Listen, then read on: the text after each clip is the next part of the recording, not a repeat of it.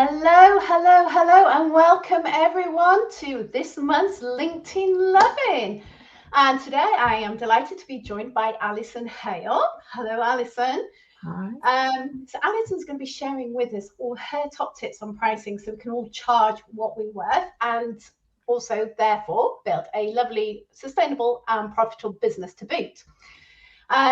So I appreciate, that today's LinkedIn LoveIn is a little different, but I believe still important. And the reason for that is because I met Alison recently and we had a fabulous chat, didn't we, Alison? And it was all about pricing and the challenges that business owners have in charging their worth. And a lot of it resonated with me because I'll put my hands up. I really do struggle with pricing. I don't, how do I charge for my services? What is the right price? Will putting up my prices put my clients off and things like that? So I thought if I find it a challenge, then others would do too. So Alison is a mentor. She works with female entrepreneurs and business owners, but her expertise stems from her own practical insights from 20 years in business and how she realized that just being good enough at what you do is not enough to build a profitable and sustainable business, which is really interesting, isn't it? I think a lot of business owners do what they love because they want to just do what they love, but it's just they need to have more than that if they're going to be successful. So really looking forward to this, Alison. I'm going to shut up and I'm going to sort of go through some questions. And I think the first one for me that's really important is why is pricing so important? Why does it matter, that you get it right? Well, it's a big question, isn't it? And I started my own business 23 years ago. And of course, right at the start, pricing mattered because I knew I wanted to make a living out of this business. So that's one reason. And gradually I realized that to be taken seriously, you have to be charging what seems logical and reasonable. And then recently, over the last 5 years, I've realized that positioning your pricing is really important because it's showing your quality. And if you're at the top of the market, you're saying to people, I'm super expert, I really know what I'm doing. And if you're at the bottom of the market, you're inclined to be seen as being new or not being so confident or perhaps being a bit wobbly or just out of training, things like that. So all this is in that decision about your pricing. So really, yes, it is important, super important.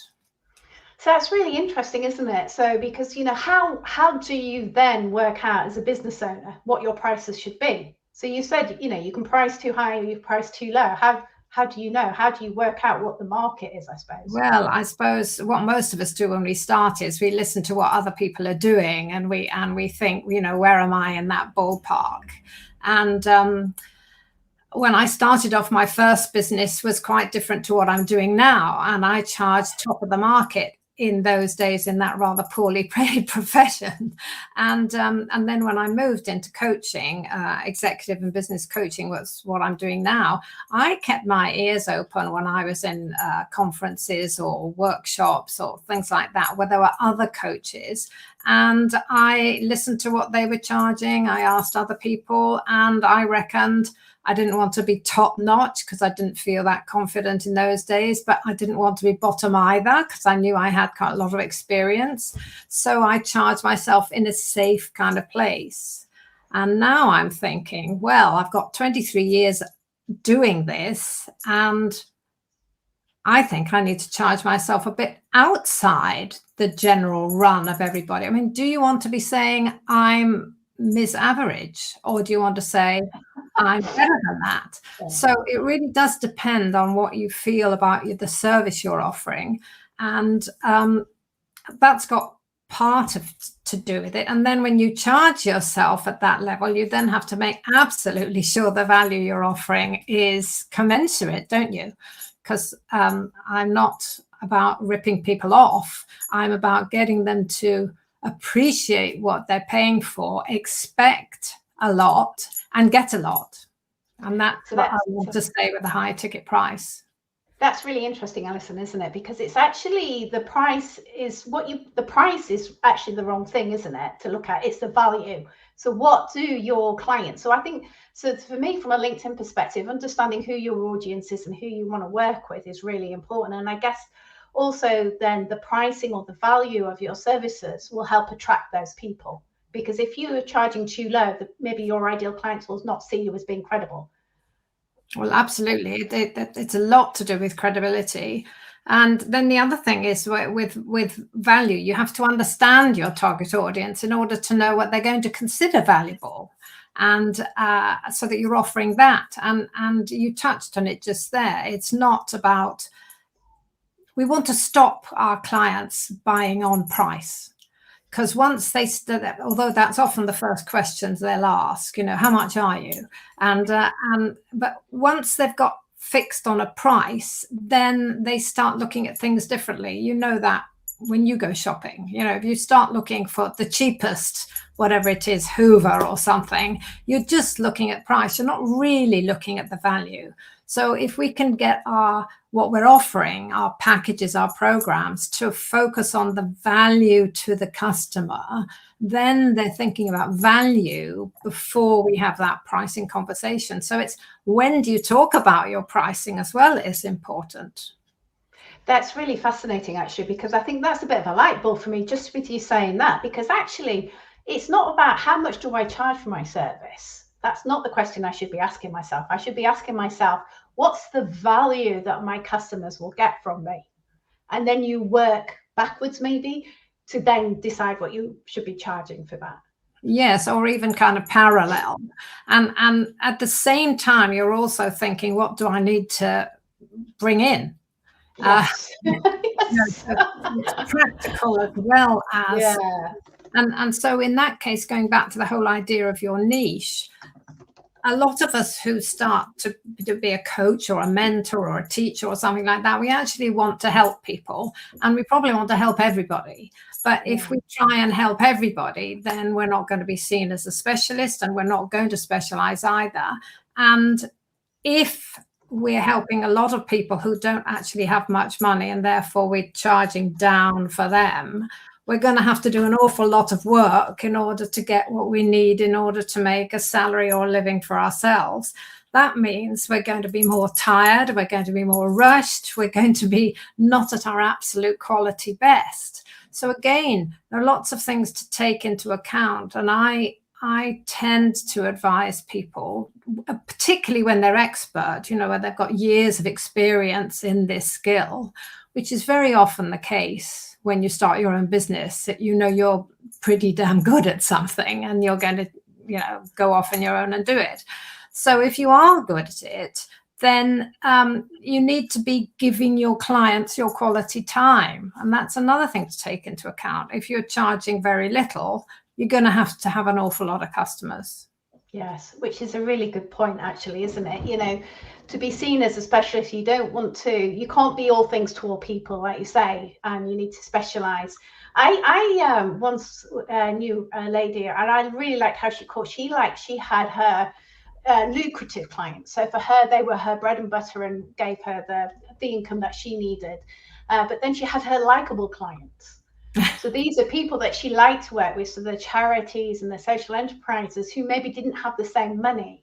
And I really like that approach. I don't know what you think to that, but I kind of like that approach. But I agree, you can really spread yourself too thin if you're not charging enough, I guess, for your time.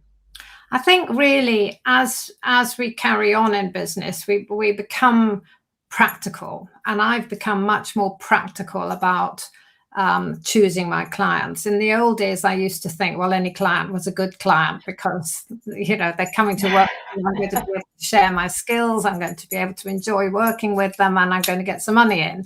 So that was enough. But then you realize that you're actually not getting a living. You're kind of scratching a living. And so now I don't call them my lucrative clients. I call myself, I focus on quality clients who have the money to pay and value what I'm going to give them. And then I do my pro bono or my giving back clients. So I work with some schools. I do some pro bono work. But I've had to work out that I need the high paying clients in order to make my salary, basically. And then it depends how much you want to work. I've been working for many years now, so I don't want to work too many hours in the week. Now, some people are very happy to work a 5-day week, 8 hours a day, but most people, particularly women who are entrepreneurs, I find they actually want to reduce the days that they work from 6 days, or possibly even 7 when we start, to 4 days or 3 days a week.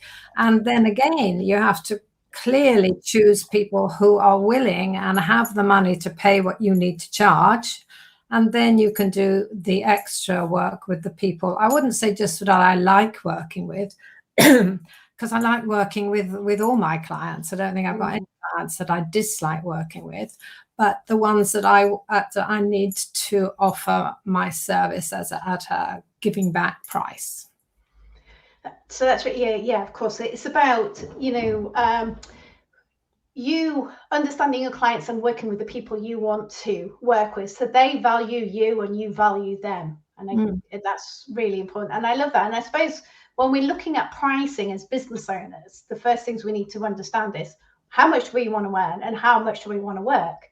Because there are a lot of people I know who don't want to, work during the school holidays, or they want to keep that time the school runs free and all that kind of stuff. So you want to understand how many hours you want to work, and then you can work out how much you need to earn in order to have that sustainable and profitable business that you're talking about. That's what sustainable is about, isn't it? Having a business that works for you, that pays you the income you want, doing the hours that you want, presumably. Well, exactly, because it's not enough just to be profitable this year. You want to make sure you're going to be profitable for succeeding years, because otherwise you're going to be letting your clients down if you suddenly go bankrupt and you're not there for them. So really, we need to be sustainable and profitable. And I think when you were saying there, I was just thinking it's head and heart.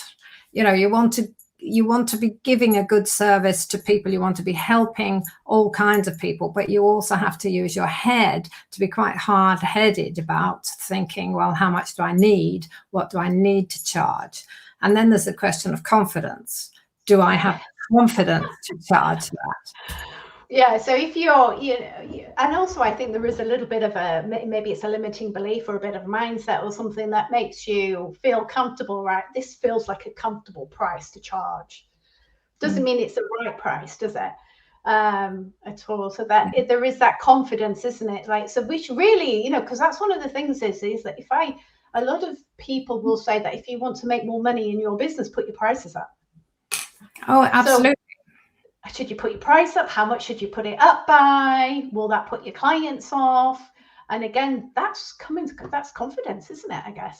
Well, it's confidence and it's courage. I think the two things are necessary. And I think that's why I tend to do my mentoring for women entrepreneurs, because I think that women tend to particularly suffer from this feeling that they've got to be nice all the time and that they mustn't be greedy.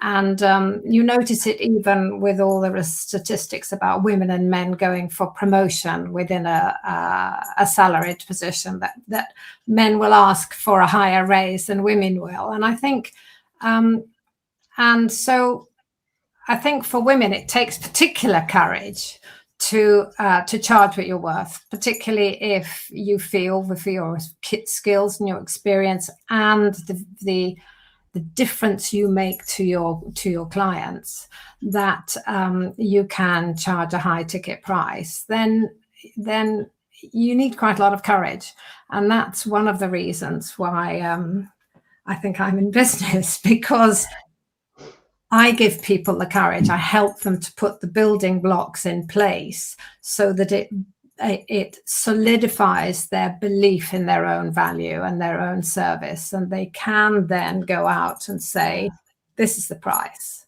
and not immediately say, and I can give you a discount. Yes, exactly. And I get that, really, I do. It is about having that confidence, but it comes down to understanding your own value as well, and the value of what you're delivering, and being confident about that. Because, you know, there are people, and I've experienced this myself, where people go, well, you say what the price is, and then they go, that's a lot.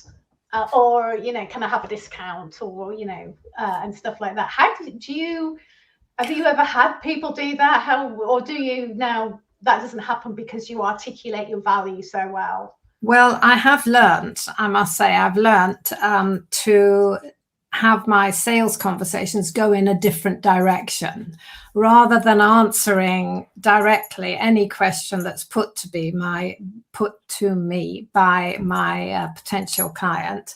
I say, when they ask about price early on in the conversation, I'm going to put it off. So I'm going to say, well, first of all, of course I'll tell you the price, but first of all, I'd like to ask you a few questions to be sure what you're looking for, and then I know what price to tell you, because different programs, of course, have different levels of investment, and so I've learned to do that. But at the beginning, I didn't do that. If somebody asked me, you know, 2 minutes into a 1 hour meeting, and, you know, what's your price per hour, I would give it. Now I don't even have a price per hour, and I don't have a price per day either. So so that's something that I would advise people to give up, to be honest, because I think that makes us sound kind of boring. And yeah, the price per hour, that's interesting. Yeah, so you have a package, different packages. Yeah, so you could go on this route, or this route, or this route. Yes. But and then again, I've changed the language as well, because I used to talk about, well, I probably talked about features first of all, but when I learned that you mustn't talk about features, you must talk about benefits, I then talked about benefits. But now I would talk about results rather than benefits. And isn't that the value, though? So if we say, what do we mean when we say value? It's the results and the benefits to your client from working with you, isn't it? That's what we need to focus on. Yeah.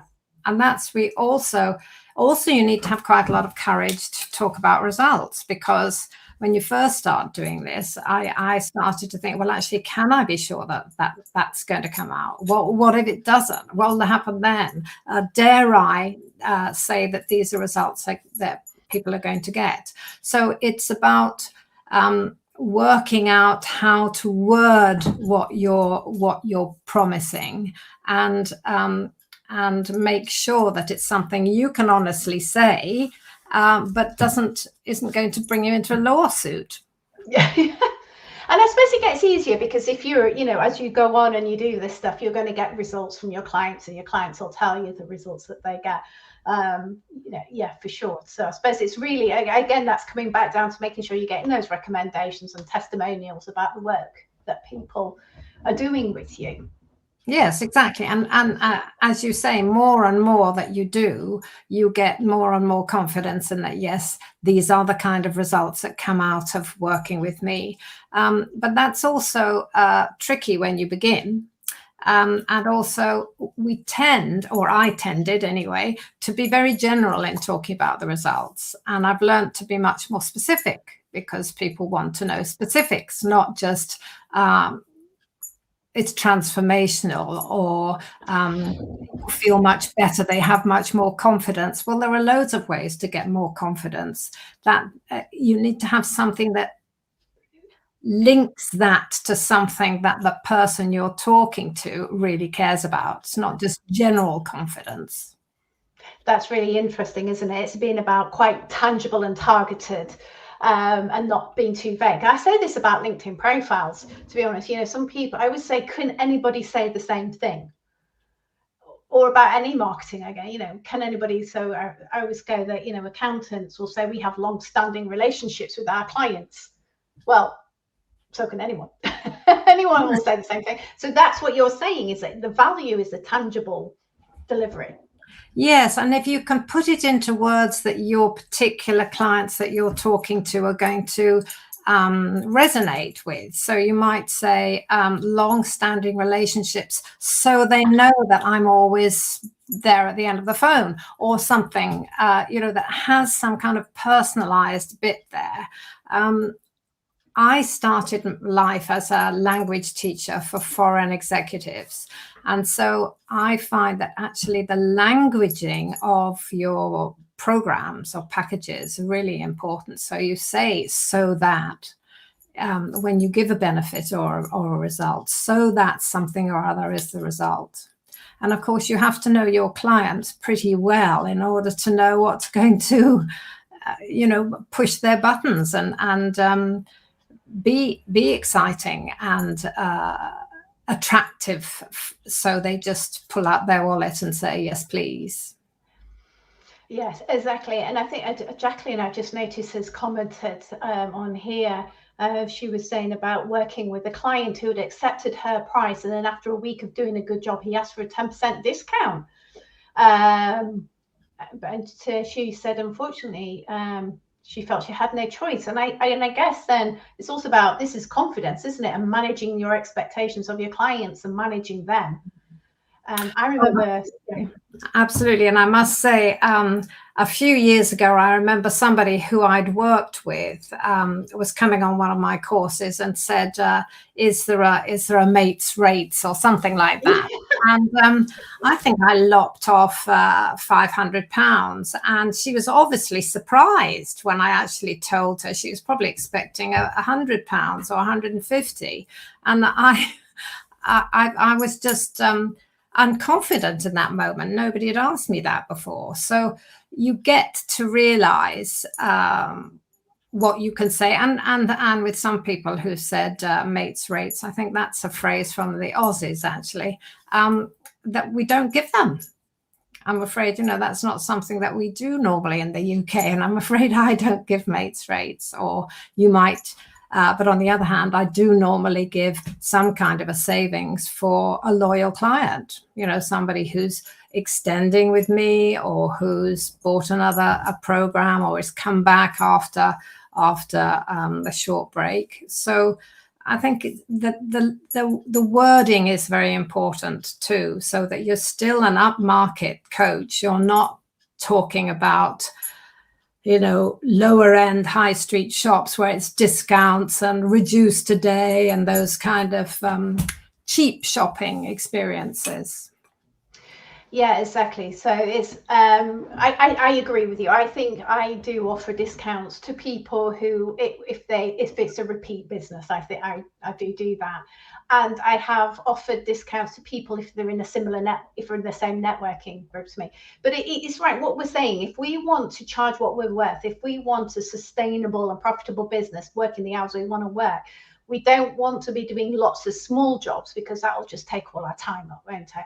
We need to be working with people, demonstrating the value that we offer, and working with people who want to work with us and are prepared to pay those higher prices to work with us, so that we can work, 3 hours a day or 20 hours a week, whatever it is that you want to work and stuff. Yeah. Yes, and of course it depends on where you are in your career. When we're starting in our career, we're happy to work loads and loads of hours. I've got loads of energy, and it's fun and it's exciting, and we're learning the trade or whatever it is. But when you get a bit more mature and you've got family, or you've got other things that you need to be doing or you want to be doing, then you're likely to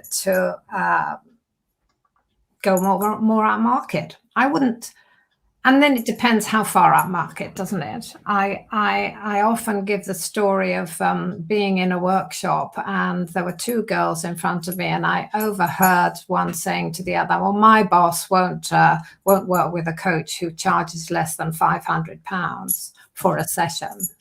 And that was 15 years ago. And at that point, I was charging much less than that, so I put up my fees overnight. One thing about working for yourself, you can choose your own job title and you can choose your own price. Well, that's true. That's very true. It's just having that confidence of going, if I go from like £100 to £500 a session, you know, how much of my audience, you know, how much of my clients is that going to turn off? But actually, you want the ones who are going to pay the £500 an hour. Yes, and the ones, yeah. And I think I wouldn't go from 100 to 500 with a loyal, long-standing client. I would do that with my new clients, but eventually, I might want to do it with my long-standing clients. So there's got to be a story. There's got to be what I've been doing, what the programs now are. I'm afraid I no longer offer that portfolio of programs that you were on. So I've got these new ones. The results are so much more exciting and so much more blah, blah, blah, blah, blah with your results in there.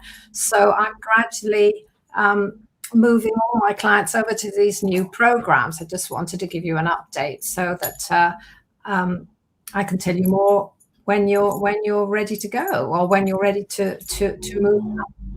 Wow, amazing kind of things.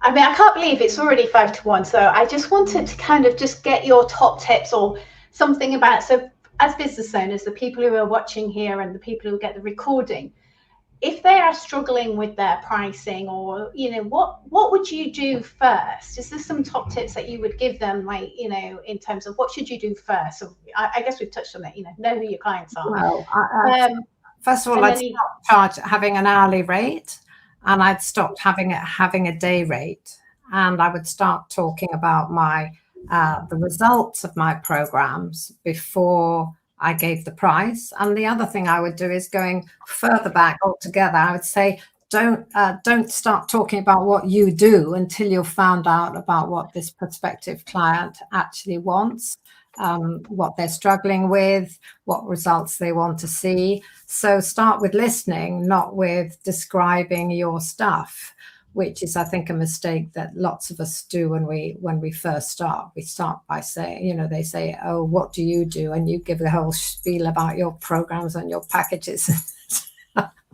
which is a real turnoff. I've discovered. It is indeed. It is indeed. Talking about yourself, you know, that's what I say on LinkedIn. Don't talk about yourself. It's not about you. Nobody cares about you.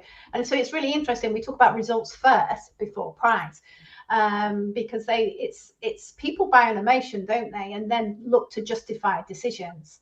So I guess they're looking to go, is this going to solve my problem, and the results, and what is it that they want to get. So it's more a kind of an emotional. I know that somebody once said to me, the how of what you do is really not important at all. It's what you deliver, isn't it? Yes, absolutely. And it's nice to think that we've linked up with LinkedIn now because of what you say about results going in your about section on your LinkedIn profile. And Judy zapped up my LinkedIn profile for me a couple of weeks ago. And so it's results in it's not just that they justify your price, because you wouldn't have given your price first, but they speak to the prospective client, they excite the prospective client. And when you've got obvious experience and knowledge to back it up, then when the price finally comes into the conversation, it's worth it because they're already convinced. And it comes down to what I say to people. I don't like selling. People don't like selling. And the pricing, talking about money is really like, don't like talking about money either. So actually, if you go in and you listen and you understand what people want, you understand the value, the results they can achieve, then, you know, you're having a conversation with people about that. And it's not about money, and it's not about price, and it's not about selling.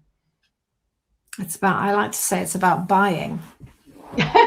Helping them to buy. Yeah, absolutely. Yeah. Helping them to buy. So I know that you have got a free 20 top pricing tips for people that they can download from your website, which will bob into the chat box over on LinkedIn so that people can download that. But that's been amazing, Alison. Thank you so much for that. I'm sure there's been lots of questions. Can I just quickly say the top 20 is called Top 20 Business Tips.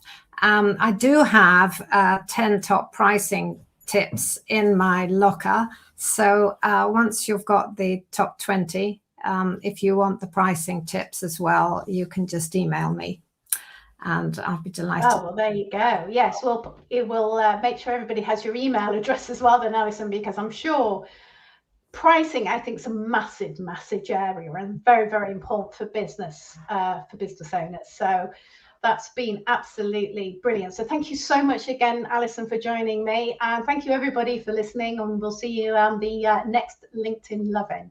Well, thank you so